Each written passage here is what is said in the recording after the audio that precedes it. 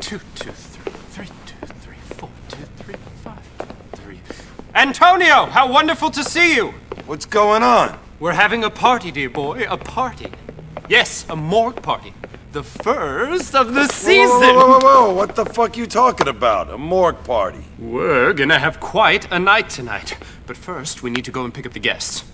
Come, before our guests get bored to death. No pun intended. 'Cause they're dead, you know. Our guest of honor is taking a little trip to the pathology labs. Let's not keep him waiting. So that right there is Mr. Donald Love, who is a bit different than his Grand Theft Auto 3 counterpart, and I kind of have mixed feelings about that. It's like, I know that the characters in Grand Theft Auto 3 only tend to have one or two defining personality traits, but it's just that you have such a giant contrast in the character from that game and the character in this game, to where it's kind of hard to believe that it's supposed to be the same person. Like, I do enjoy the character itself, and that Donald Love is this, at times, overly flamboyant and very camp type of character who's also a cannibal, which I know we shouldn't be saying good things about cannibals or anything, but it's entertainment, so we let it slide. But really, that's the only knock I have against it, in that you're supposed to believe that these two representations of a character are supposed to be the same person. So, I don't know, that's just me there, but anyways, Donald Love is based off of Donald Trump, and the similarities between these two extend beyond just the business side of things, in which both of these people were able to turn their names into brands, because with Donald Love you have the Love Media Corporation, and with Donald Trump you have the Trump Corporation.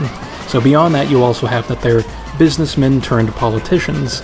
In the events of this game, you have the assassination of Mayor R.C. Hole.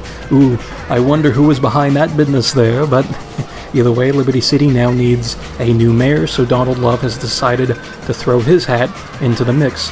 And that's kind of why you get this joke title of the Morgue Party candidate, because it's kind of like saying the Democratic Party candidate, or the Republican Party candidate, or the Democratic Republican back in the day, maybe Federalist or Whig, one of those things there, but, it's kind of like that. And after the events of this game, it seems that Donald Love had gone back to being mainly a businessman.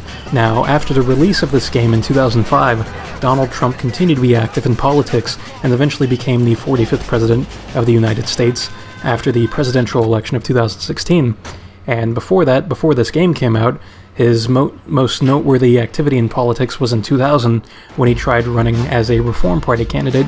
And I could talk about this stuff all day. I love the history of U.S. politics. I mean, in high school, I used to love my AP US and AP Government classes. But anyways, we have a phone call to take.